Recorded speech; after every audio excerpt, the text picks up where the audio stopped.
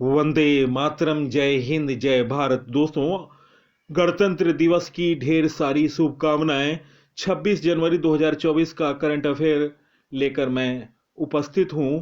26 जनवरी 2024 में महत्वपूर्ण प्रश्नों का मैंने चयन किया है जो कि परीक्षा की दृष्टि से महत्वपूर्ण है। तो दोस्तों, वीडियो देखने के पश्चात अपने साथियों को सोशल साइटों और स्टडी ग्रुपों पर शेयर करें। दोस्तों, आज के वीडियो में प्रश्न हैं, भारत की किस फिल्म को 96 ऑस्कर अवार्ड के लिए नॉमिनेट किया गया? अभ्यास डेजर्ट नाइट किस देश के बीच आयोजित किया गया? ओलंपिक में कांस्य पदक विजेता मुक्केबाज मैरी कॉम ने संन्यास लेने की घोषणा की। नई दिल्ली में कौशल भवन का उद्घाटन किसने किया? डब्ल्यूएचओ ने दक्षिण एशिया का क्षेत्रीय निदेशक किसे नियुक्त किया? अयोध्या में बनने वाला मस्जिद का नाम बदलकर क्या रखा गया?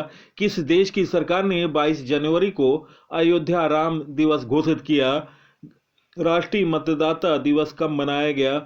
महत्वपूर्ण प्रश्न है और महत्वपूर्ण जानकारी है। मेरा प्रयास होता है कि बेहतर से बेहतर आपको जानकारी दी जा सके। तो दोस्तों, मैं वीडियो को प्रारंभ कर रहा हूं। फर्स्ट क्वेश्चन, भारत की किस फिल्म को 96 ऑस्कर अवार्ड के लिए नॉमिनेट किया गया? गाइज, इस प्रश्न का सही उत्तर option A, to killer a tiger. इस प्रश्न का सही उत्तर ऑप्शन ए। सर्वश्रेष्ठ डॉक्यूमेंट्री फीचर फिल्म श्रेणी में भारतीय डॉक्यूमेंट्री फिल्म टू किलर ए टाइगर को 96 अकादमी ऑस्कर के लिए नामांकित किया गया है। दोस्तों, इस श्रेणी में अन्य नामांकनों में शामिल है Bobi Wine, the people's president, the internal memory for daughter, 20 days in Mariupol.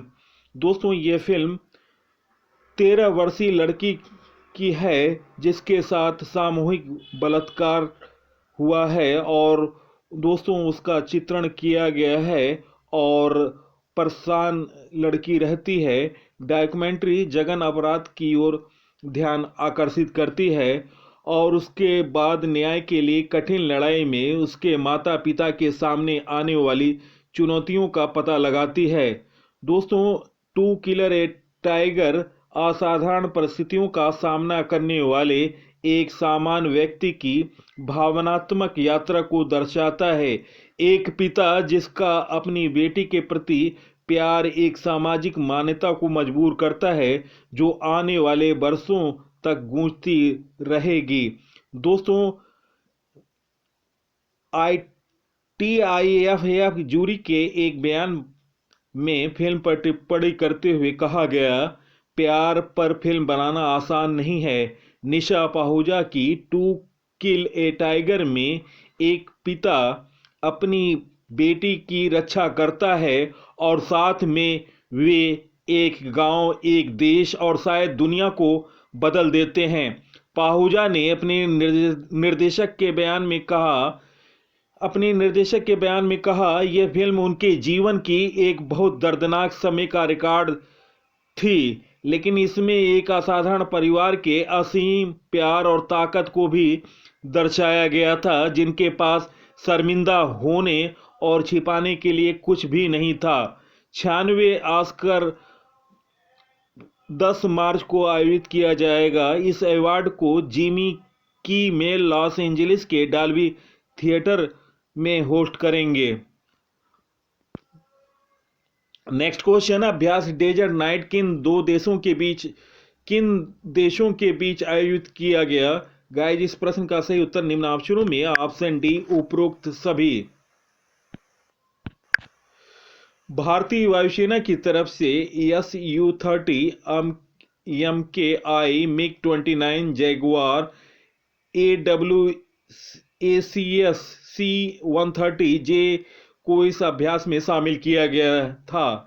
Bharat में 23 जनवरी 2024 को यह अभ्यास अरब सागर के ऊपर आयोजित किया गया था। मुख्य उद्देश्य 3 देशों की वायुसेनाओं के बीच तालमेल और पारस्परिकता को बढ़ाना था। भारतीय वायुसेना ने फ्रांसीसी वायुसेना और संयुक्त अरब अमीरात वायुसेना के साथ मिलकर डेजर्ट नाइट का आयोजन किया। इस अभ्यास में फ्रांस की तरफ से राफेल लड़ाकू विमान और एक मल्टी रोल टैंक ट्रांसपोर्ट को शामिल किया गया। यूएई की तरफ से F-16 को उतारा गया। दोस्तों, अभ्यास चक्रवात भारत और मिस्र का। भारत मिस्र संयुक्त विशेष बल अभ्यास चक्रवात 22 जनवरी को मिस्र के असांस में शुरू हुआ। यह 11 दिवसीय द्विपक्षीय अभ्यास 1 फरवरी तक चलेगा। अभ्यास का पहला संस्करण 2023 में आयोजित किया गया था। भारतीय सेना के विशेष बल के 25 कर्मी शामिल हैं। नेक्स्ट क्वेश्चन, हाल में किसने मुक्केबाजी से संन्यास की घोषणा की? गाइस, इस प्रश्न का सही उत्तर निम्न ऑप्शनों में ऑप्शन ए मैरी कॉम इस प्रश्न का सही उत्तर है। दोस्तों, आपको बता दें, मैरी मुक्केबाजी इतिहास में 6 वर्ल्ड चैंपियनशिप का खिताब कब्जा करने वाली पहली मुक्केबाज हैं। 5 बार की एशियाई चैंपियन, 2014 एशियाई खेलों में स्वर्ण पदक जीतने वाली भारत की पहली मुक्केबाज थीं। दोस्तों, अनुभवी मुक्केबाज ने लंदन 2012 ओलंपिक खेलों में कांस्य पदक जीता था। उन्होंने 18 साल की उम्र में स्क्रैटन, पेंसिल्वेनिया में उद्घाटन विश्व सम्मेलन में खुद को दुनिया के सामने पेश किया था। वह AIBA महिला वर्ल्ड मुक्केबाजी चैंपियनशिप में स्वर्ण पदक जीतने वाली पहली भारतीय बनी। नेक्स्ट क्वेश्चन, नई दिल्ली में कौशल भवन का उद्घाटन किसके द्वारा किया गया? गाइस, इस प्रश्न का सही उत्तर निम्न ऑप्शनों में ऑप्शन ए द्रौपदी मुर्मू इस प्रश्न का सही उत्तर है। राष्ट्रपति द्रौपदी मुर्मू ने 24 जनवरी 2024 को नई दिल्ली में कौशल विकास और उद्यमिता मंत्रालय के नए भवन कौशल भवन का उद्घाटन किया। कौशल भवन की आधारशिला मार्च 2019 में रखी गई थी। इस अत्याधुनिक भवन का उद्देश्य कौशल भारत मिशन को बढ़ावा देने के लिए एक सुरक्षित वातावरण प्रदान करना था। हाल में निर्मित भवनों का उद्घाटन 6 जनवरी 2024 को केंद्रीय मंत्री पीयूष गोयल ने कोलकाता में न्यू टाउन में पटसन भवन का उद्घाटन किया। 2023 में केंद्रीय गृह मंत्री अमित शाह ने दिल्ली के लुटियंस जोन में नवनिर्मित जनगणना भवन का उद्घाटन किया। नेक्स्ट क्वेश्चन, हाल में 24 जनवरी को किस राज्य का स्थापना दिवस मनाया गया? गाइस, इस प्रश्न का सही उत्तर ऑप्शन ए उत्तर प्रदेश। दोस्तों, उत्तर प्रदेश का गठन 24 जनवरी 1950 को हुआ। राजधानी लखनऊ है। राज्यपाल आनंदीबेन पटेल, मुख्यमंत्री हैं योगी आदित्यनाथ। राष्ट्रीय उद्यान है दुधवा राष्ट्रीय उद्यान। विधान परिषद की 100 सीटें हैं। विधानसभा की 403 सीटें हैं। राज्यसभा की 31 सीटें। लोकसभा की 80 सीटें। उत्तर प्रदेश का नवीनतम करंट अफेयर, उत्तर प्रदेश के 57 जिलों में साइबर थाने खोले जाएंगे। DGCA ने अयोध्या एयरपोर्ट के लिए लाइसेंस दे दिया। उत्तर प्रदेश सरकार ने CM फेलोशिप कार्यक्रम शुरू किया। फिरोजाबाद का नाम बदलकर चंद्रनगर हो गया। उत्तर प्रदेश के ऊर्जा मंत्री AK शर्मा ने बिजली उपभोक्ताओं के लिए कंज्यूमर ऐप लॉन्च किया। यूपी ने आंगनबाड़ी केंद्रों पर बच्चों के लिए हॉट कुक्ड मील योजना शुरू की। बुंदेलखंड एक्सप्रेस यूपी का पहला सोलर एक्सप्रेस वे होगा। भारत का पहला केंद्र वित्त पोषित गाय अभयारण्य मुजफ्फरनगर में बनाया गया। भारत की पहली AICT लखनऊ में बनेगी। सबसे लंबी सोलर लाइन स्थापना का विश्व रिकॉर्ड अयोध्या में बना। अयोध्या के बेसन के लड्डू को GI टैग मिला। उत्तर प्रदेश सरकार वाराणसी में 25,000 घर स्थापित करेगी। भारत के पूर्ण गर्ल्स सैनिक स्कूल का उद्घाटन मथुरा में किया गया। उत्तर प्रदेश के पहले रेस्टोरेंट का उद्घाटन प्रयागराज में किया गया। उबेर ने अयोध्या में EV ऑटो रिक्शा सेवा शुरू की। स्वच्छ सर्वेक्षण 2023 पुरस्कारों में वाराणसी और प्रयागराज ने सबसे स्वच्छ गंगा शहरों के रूप में शीर्ष स्थान हासिल किया। यूपी सरकार ने आपदाओं की पूर्व चेतावनी के लिए राहत वाणी केंद्र का शुभारंभ किया। पिंकी को मिर्जापुर में बेटी बचाओ बेटी पढ़ाओ अभियान के लिए ब्रांड एम्बेसडर नियुक्त किया गया। PM मोदी ने रेलवे स्टेशन का नाम बदलकर अयोध्या धाम रखा और सभी जिलों में यूपी पुलिस के व्हाट्सएप चैनल लॉन्च किए गए। और दोस्तों, यूपी गौरव सम्मान मिला डॉक्टर रितु करगिल को और नवीन को। तो महत्वपूर्ण जानकारी आपको कैसी लगी? अपने विचारों को आप अवश्य कमेंट सेक्शन में लिखें और वीडियो को ज़्यादा से ज़्यादा आप सोशल साइटों पर शेयर करें। नेक्स्ट क्वेश्चन, डब्ल्यूएचओ ने दक्षिण एशिया का क्षेत्रीय निदेशक किसे नियुक्त किया है? गाइस इस प्रश्न का सही उत्तर ऑप्शन ए साइमा वाजिद। इस प्रश्न का सही उत्तर ऑप्शन ए। बांग्लादेश की साइमा वाजिद ने डब्ल्यूएचओ दक्षिण एशिया क्षेत्र की क्षेत्रीय निदेशक की शपथ ली। उन्होंने इस पद के लिए नवंबर 2023 में चुनाव जीता था। साइमा वाजिद बांग्लादेश के प्रधानमंत्री शेख हसीना की बेटी हैं। साइमा वाजिद ने ऑटिज्म पर बड़े पैमाने पर कार्य किया है। विश्व स्वास्थ्य संगठन के बारे में जानकारी। संयुक्त राष्ट्र की विशेषज्ञ एजेंसी है। यह एक अंतर सरकारी संगठन है। वर्तमान 194 देश डब्ल्यूएचओ के सदस्य हैं। मुख्यालय जिनेवा स्विट्जरलैंड में है। भारत में विश्व स्वास्थ्य संगठन के कार्यालय का मुख्यालय नई दिल्ली में है। डब्ल्यूएचओ ने 7 अप्रैल 1948 से कार्य आरंभ किया। महानिदेशक हैं डॉक्टर टेड्रोस एडनोस घेब्रेयेसस। दोस्तों 7 अप्रैल को विश्व स्वास्थ्य संगठन विश्व स्वास्थ्य दिवस मनाता है। वर्तमान में डब्ल्यूएचओ दक्षिण पूर्व एशिया क्षेत्र की क्षेत्रीय निदेशक भारत की पूनम खेत्रपाल सिंह हैं। और दोस्तों डब्ल्यूएचओ ने 2023 की थीम दी थी सभी के लिए स्वास्थ्य। नवीनतम नियुक्तियां। बिम्स्टेक के महासचिव इंद्रमणि पांडे बने। महाराष्ट्र की पहली महानिदेशक रश्मि शुक्ला बनी। AIRIA का नया अध्यक्ष शशि सिंह को बनाया गया। 16वें वित्त आयोग के चेयरमैन अरविंद पनगड़िया को बनाया गया। राष्ट्रीय कानूनी सेवा प्राधिकरण का कार्यकारी अध्यक्ष संजीव खन्ना को नियुक्त किया गया। संजय जसजीत सिंह ने पश्चिमी नौसेना का कार्यभार संभाला। भारतीय नौसेना स्टाफ के उप प्रमुख के रूप में दिनेश के त्रिपाठी को नियुक्त किया गया। दक्षिणी नौसेना कमान के 30वें flag officer commanding in chief के रूप में वी श्रीनिवास ने पदभार संभाला। इंडियन ऑयल के अगले निदेशक के रूप में रश्मि गोविल को चुना गया। फेडरल रिजर्व बैंक के निदेशक मंडल में डॉक्टर राजीव शाह को शामिल किया गया। भारतीय ओलंपिक संघ ने रघुराम अय्यर को सीईओ नियुक्त किया। एशिया विकास बैंक के कार्यकारी निदेशक श्री विकासशील बने। नेशनल एसेट रिकंस्ट्रक्शन कंपनी के प्रबंध निदेशक के रूप में पी संतोष को नियुक्त किया गया। यूरोपीय निवेश बैंक के नए अध्यक्ष के रूप में नादिया कैल्विनी को नियुक्त किया गया। सशस्त्र सीमा बल एसएसबी के महानिदेशक दलजीत सिंह नियुक्त किए गए। NLC इंडिया लिमिटेड के नए वित्त निदेशक प्रसन्न कुमार आचार्य बने। यूपीएससी के सदस्य के रूप में शीलवर्धन सिंह को नियुक्त किया गया। बेंगलोर मेट्रो के प्रबंध निदेशक के रूप में महेश्वर राव को नियुक्त किया गया।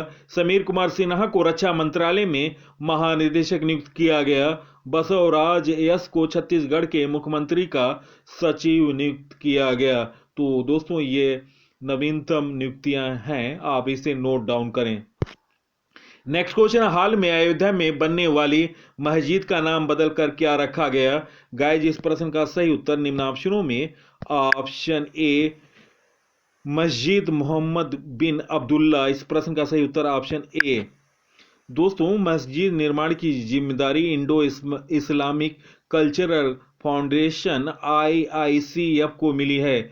मस्जिद का निर्माण अपनी पुरानी जगह से 25 किलोमीटर दूर होगा जो कि धन्नीपुर गांव में है। यह एक बहुआयामी सांस्कृतिक स्थल है। मस्जिद का निर्माण अब कुल 11 एकड़ जमीन पर किया जाएगा, जिसमें से 5 एकड़ भूमि को कोर्ट की ओर से दिया गया है और 6 एकड़ भूमि को सुन्नी वक्फ बोर्ड द्वारा जोड़ा गया, जिसके बाद कुल 11 एकड़ भूमि पर मस्जिद का निर्माण होगा। मस्जिद में 5 मीनारों का भी निर्माण किया जाएगा जो कि इस्लाम धर्म के कलमा, नमाज, रोजा, जकात और हज को दर्शाएगी। नेक्स्ट क्वेश्चन, हमारा संविधान हमारा सम्मान का अभियान का शुभारंभ किसने किया? गाइस इस प्रश्न का सही उत्तर निम्न ऑप्शनों में ऑप्शन बी जगदीप धनखड़। इस प्रश्न का सही उत्तर ऑप्शन बी। राष्ट्रपति जगदीप धनखड़ ने भारत के गणतंत्र दिवस में 75वें वर्ष पूरा होने के उपलक्ष्य में नई दिल्ली में हमारा संविधान हमारा सम्मान संविधान हमारा सम्मान अभियान शुरू किया।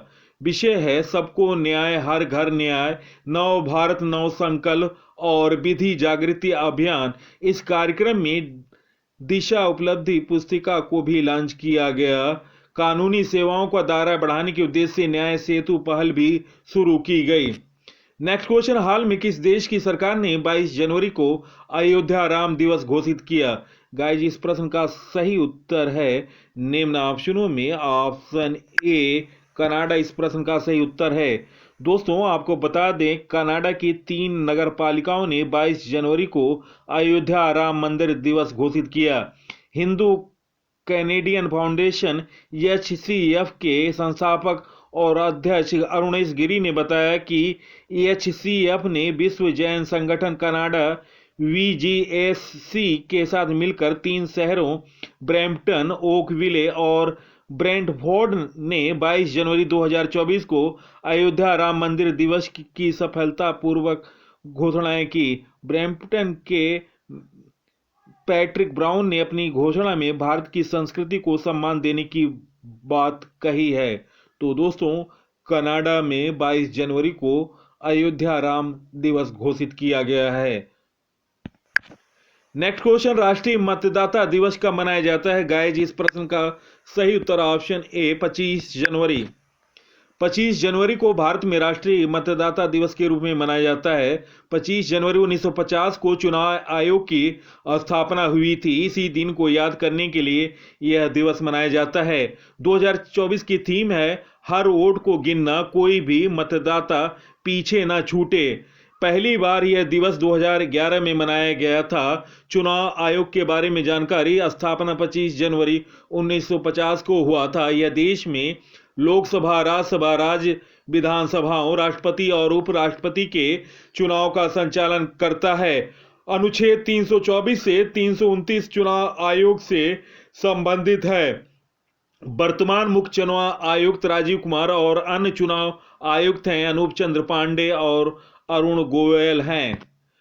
मुख्य चुनाव आयुक्त का कार्यकाल 6 वर्ष का यानी 65 वर्ष की आयु जो पहले तक होता है। मुख्य चुनाव आयुक्त को राष्ट्रपति द्वारा शपथ दिलाया जाता है। और दोस्तों, आपको बता दें, वर्तमान में 6 राष्ट्रीय पार्टियां हैं: भारतीय जनता पार्टी, भारतीय राष्ट्रीय कांग्रेस, मार्क्सवादी कम्युनिस्ट पार्टी, आम आदमी party, Bahujan Samaj party, national people's party. दोस्तों, वीडियो का कंटेंट और पीसी सर की मेहनत अगर आपको पसंद आई है तो आप इस वीडियो को सोशल साइटों पर और स्टडी ग्रुपों पर शेयर करें। सबसे पहले सबसे तेज जानकारी के लिए स्टडी जोन पीसी को फॉलो करो और सब्सक्राइब करो। नवीनतम जानकारी, नवीनतम अपडेट, सामान्य ज्ञान, टॉपिक वाइज वीडियो और नवीनतम करंट अफेयर और उत्तर प्रदेश से संबंधित महत्वपूर्ण जीके आप अवश्य देखें और वीडियो को शेयर करें। तो दोस्तों, इसी के साथ मैं इस अंक से विदा ले रहा हूं। अगले अंक में आपसे मुलाकात होगी। तब तक के लिए नमस्कार, वंदे मातरम, जय हिंद, जय भारत।